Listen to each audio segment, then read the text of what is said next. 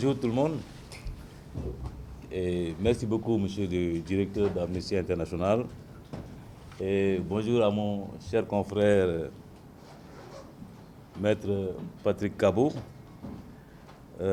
bonjour au directeur Dr Diallo Diop, bonjour à la famille de feu François Mancabou.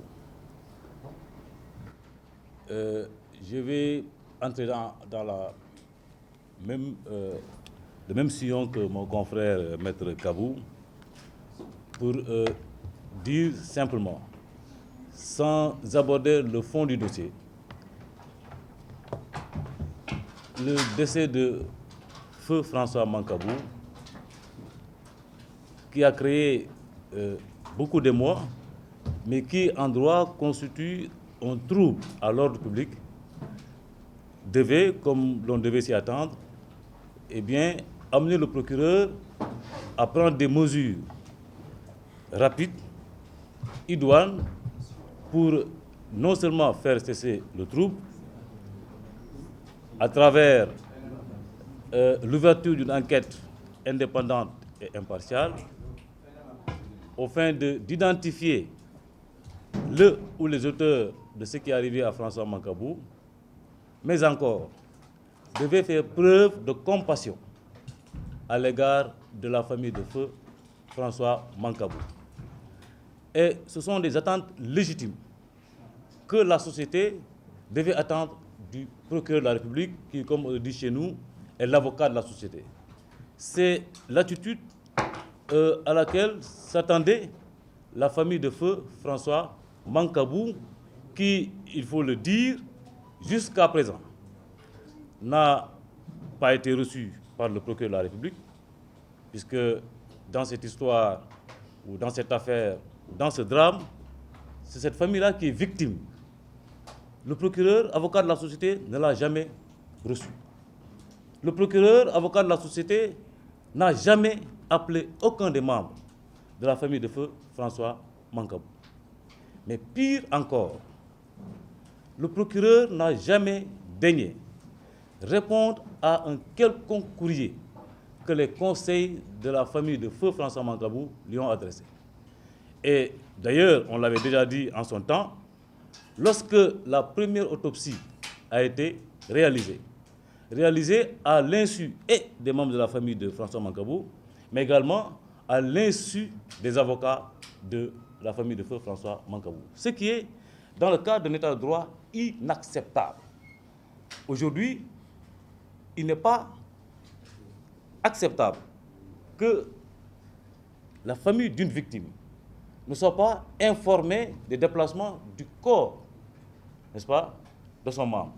Donc, ils ont procédé à un déplacement sans informer la famille, sans informer les avocats. Ils ont procédé à l'autopsie sans que aucun des membres de la famille ni des avocats ne soit présent. Au contraire, il y avait au moins 6 policiers, n'est-ce pas, dans les lieux de l'autopsie. Et donc, aujourd'hui, ce que nous fustigeons, puisque nous ne sommes pas rassurés sur l'impartialité et l'indépendance du parquet dans la recherche de la vérité. Nous ne sommes pas rassurés parce que simplement, la sortie malheureuse du procureur de la République à la suite, n'est-ce pas, du décès ou de la mort, même de l'homicide de feu François Mancabou, le procureur a cherché dès le départ à écarter toute responsabilité des membres des forces de défense et de sécurité. Et de ce point de vue, jusqu'au moment où je vous parle, parce qu'il a, en son temps, invoqué une vidéo de 13 minutes. Nous lui avons fait un courrier pour lui réclamer une vidéo, cette vidéo-là, mais également une vidéo qui couvre toute la période de la détention de feu François Mancabou dans les murs de la sécurité urbaine. Aucune réponse jusqu'au moment où je vous parle. Absolument aucune réponse. Et lorsque le rapport d'autopsie a été mis à la disposition des avocats,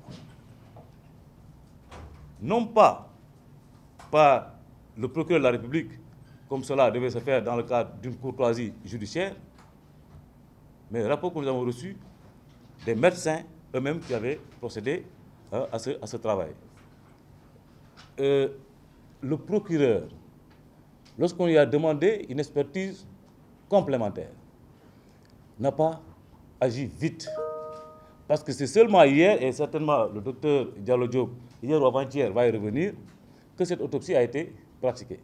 Il nous a fallu taper à toutes les portes pour connaître la date et l'heure, n'est-ce pas, de cette contre-expertise sollicitée et obtenue par la famille de feu François Mancabou.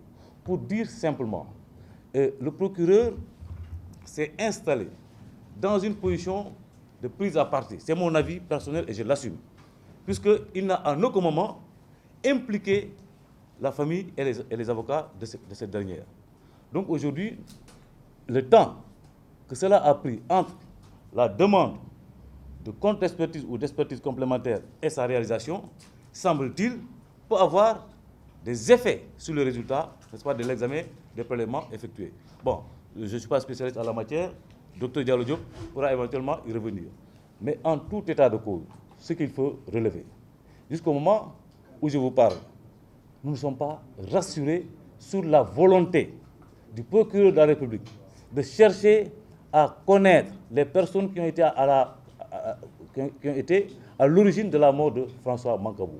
Et cette mort-là, on l'a dit et on le répète encore une fois, est consécutive à des tortures dont feu François Mancabou a été victime. Elle a été consécutive, n'est-ce pas, à la responsabilité des agents de l'hôpital principal, où toutes les mesures idoines qui devaient être prises pour le sauver après avoir subi ces tortures-là au niveau de la sécurité humaine, toutes ces mesures n'ont pas été prises.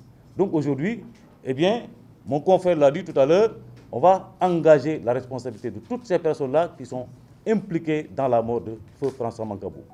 L'autre chose aujourd'hui, puisque tous les prélèvements nécessaires à la manifestation de la vérité, en tout cas nécessaires à l'identification des causes de la mort de feu François Mancabou, ont été faits. Donc il ne sert plus à rien de garder, n'est-ce pas, le corps de François Mancabou. Ce matin, nous avons fait un courrier dans ce sens-là, en demandant au procureur de la République de restituer le corps afin que la famille puisse faire correctement son deuil. Et je pense que je peux m'en arrêter là et serai à votre disposition pour toute autre question que vous voulez me poser pour des éclaircissements supplémentaires. Oui, la plainte a déjà été déposée en France. Et mon confrère nous l'a indiqué, au Canada et aux États-Unis, en raison de la compétence universelle, ce sera fait dans les jours à venir ou semaines à venir. Au Sénégal également, nous sommes en train d'y travailler. Bon, sauf qu'au Sénégal, il y a des préalables à respecter et je ne voudrais pas peut-être rentrer dans ça. Mais toujours est-il que, retenez qu'au Sénégal également, cette plainte-là sera déposée après le respect des formalités requises par la loi, en tout cas par les règles de notre profession. Voilà, c'est les précisions que je voulais faire. Et je pense que c'est à bon droit et mon confrère a parfaitement raison d'intenter une action contre les autorités qu'il a visées dans la plainte. Et justement, vous allez l'oublier, relativement quand même au comportement de l'Observateur national des lieux de privation de liberté. Parce qu'aujourd'hui, c'est vrai que je n'ai pas demandé à la famille si cet observateur-là s'est rapproché d'elle, mais ce qui est scandaleux, c'est que l'Observatoire, après tout le tapage médiatique qu'il y a eu autour de la mort de feu François Mancabou, mais cet observateur n'a jamais daigné se déplacer pour au moins aller constater l'état de santé de feu François Mancabou. Eh bien, il a attendu la mort de ce dernier pour sortir un communiqué. Un communiqué pour quelque part même chercher, après avoir, dit-il, visionné cette fameuse vidéo, communiqué pour quelque part dire dans la même lancée que le procureur que certainement, eh bien, on ne pourrait pas retenir une quelconque responsabilité des agents de force de défense et de sécurité. Mais ce qui est scandaleux, parce que la loi donne autorisation et même fait obligation à l'Observateur national de lieux de privation de liberté, dès lors qu'il y a des allégations de torture, mais de se déplacer sur les lieux et de faire une enquête impartiale et indépendante pour vérifier l'authenticité ou la véracité de ces allégations-là. Et si tel est le cas, mais rendre un rapport et éventuellement situer les responsabilités. Cela n'a pas été fait. Aujourd'hui, on a l'impression qu'il s'agissait d'une connivence entre l'observateur et le procureur, juste pour chercher ou tenter d'écarter la responsabilité